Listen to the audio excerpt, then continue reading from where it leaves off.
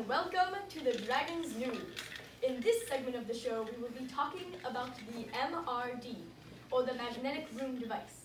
This project is about preventing bone density and muscle loss while in space, by you creating an artificial gravity room by using magnets. In this show, we will be interviewing the inventors and other professionals who helped to create the MRD. Now we will be sending it over to Buttercup, who's with Dr. Siegel. Thank you, Joshua. I'm here with Dr. Siegel, who has studied medical effects of space travel through his career. So, what are some problems with no gravity in space? Well, astronauts experience a loss of muscle mass and bone density, as astronaut Don Thomas felt after just 2 weeks. Also, the blood goes to the legs and they feel heavy. Why do they feel heavy?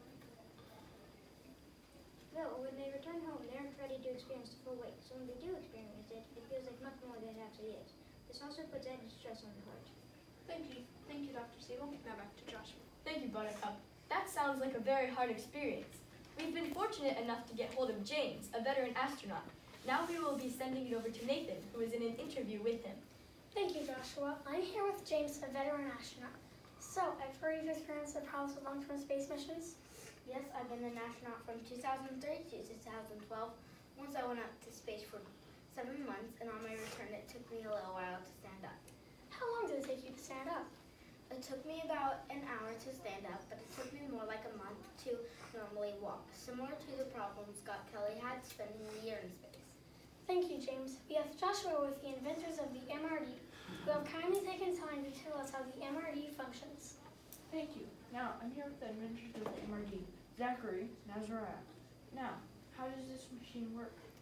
The MRD is a room attached to the International Space Station with electromagnets on the floor so people can enter with a metallic suit on, making them experience gravity. You said it uses electromagnets. Why does it use electromagnets? With electromagnets, you can change the strength of the pull in relation to the weight of the astronaut, as well as power it off in case of an emergency. I've heard from other scientists that this could cause problems with electronics on the space station. Is this true? Yes, it could interfere with electronics, but we put copper plating on the walls so that the magnetic field will not leave the room. And we've also advised the International Space Station to shield their wires and sensitive electronics with copper mesh as an extra precaution. We've also positioned it a fair distance away from the ISS by using a tunnel to access the room, as you can see on our model. Thank you. Yeah. Thank you all for coming today, but now back to the desk. Thank you. I love the amount of precautions they've taken. I've also heard they've talked to many professionals, including Dr. Andrew Blauk, who's an engineer, Giuseppe Russo, who works at Boeing, Aurora Lipper, who works at NASA on rockets and jets, Barry Bonzek, who works at another space place, and also Richard Larson, who is a doctor. Now we will be sending it over to Evan. Thank you. I am here at the Johnson Space Center in Houston. With me is Les, one of the first 3 astronauts to use the MRD. Tell me, how did it feel? Well, to me, it was incredible to be able to sit there and feel as if I was on it. I was even able to play chess with the traveling chess set. Although with multiple people, weight is slightly off. You want to make the lightest person feel as if they are on Earth, making other people feel lighter. What impact do you think it will have on astronauts in the future? It will increase health and happiness when returning. I also think it will increase the ability for human long-term space missions. If the MRD could be put as a room in space shuttles, people could take a trip for years, and maybe even put their foot on planets no man has ever set foot on, without putting themselves in much danger when returning. Thank you, Les. This sounds like it would be a game changer. What do you think, Joshua? Yeah, this sounds like it could be the key to learning more about the mysterious universe.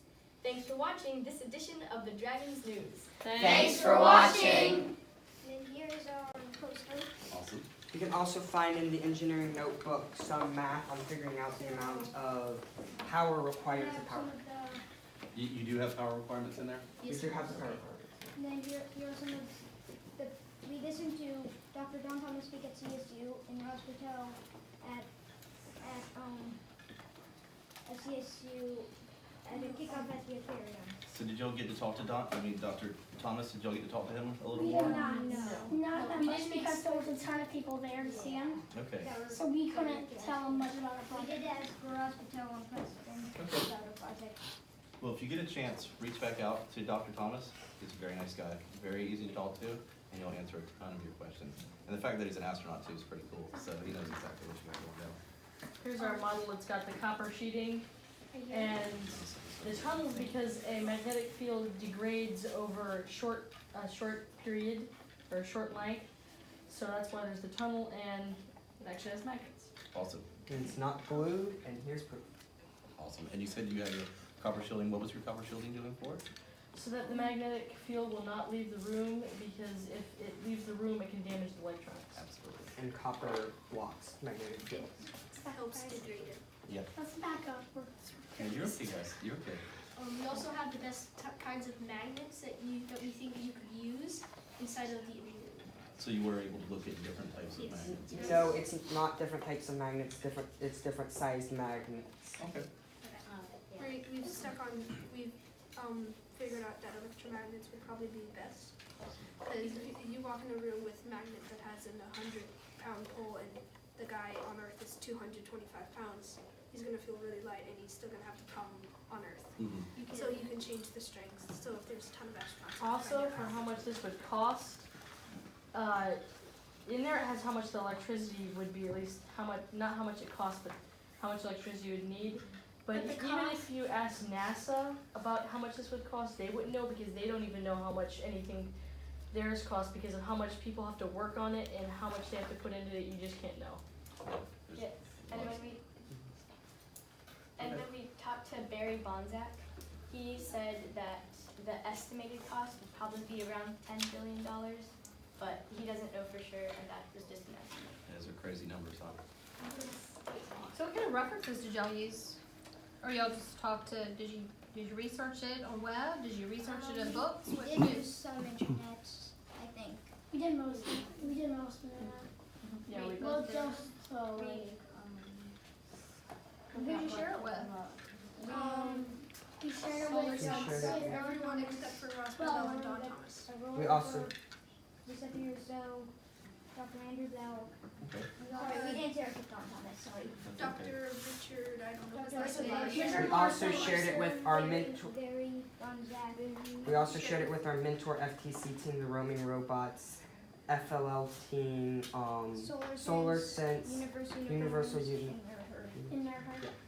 And a few Some friends and family. We're all here. Yeah. Well, thanks so much, guys. Pretty interesting. That's a really good solution too. Thank you. Do you have So any that's- questions for us? Rebecca? And why did y'all decide to do this? Well, What was the innovation to do this? at the beginning of the season, because the main ideas, the main problems that they said that you have to solve this season of FLL is either social or physical. So we voted and physical came out on top.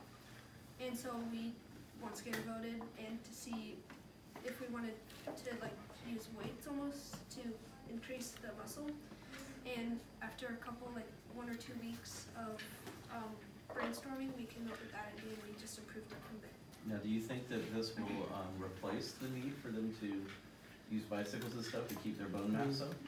No, They're probably wait. still going to need to do that, but not as often. Not And they as can often. do it in When so- talking to Barry Bonsai, he told us that we could probably just put their entire workout area inside this room. That way they're doing it with magnet. And then also an idea I came up with is you could actually do actual weightlifting if they have metal weights on the edges, because the metal will also get pulled.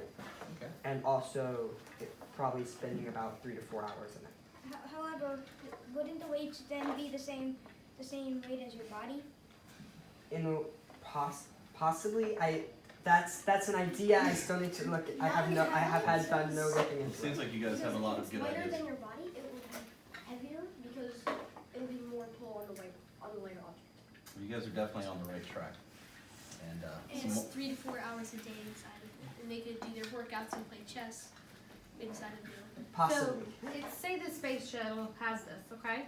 So, goes into space, a couple of years, he comes back. What is the result from being in this room to getting able to walk off the spaceship?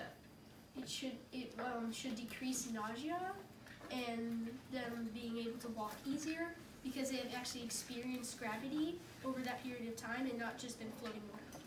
Because we're trying to prevent bone density and muscle loss. Because when you're in space, Yeah. you're floating around. Yeah, when you're just You don't- floating around, your bones shrink. Because they don't do work. And then so when you come back and you experience all of the weight, you feel like it's like 1,000,000 pounds in your But this is something you add to the International Space Station at first, but To it's test to test it. But mainly it would be better to use for the Mars missions, which are coming up, because you can go in this, and with longer term space travel, they'll have less problems.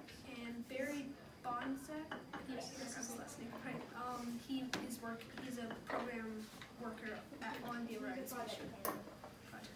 All right, well, thank you guys. Thank you. You're out of time. Yeah, You guys awesome. have a great, yes, sir? I also I really shared like the, my projects with most of my friends around. Okay, thank you. Also want to give a quick shout out to Nicholas, who's on our Mentor FTC team, for helping me understand and do the math. Well, awesome. Thank you. Thanks, y'all. Thank you. Bye. No, this is mine. Thank you. Bye, y'all. Y'all have a fun great today. day.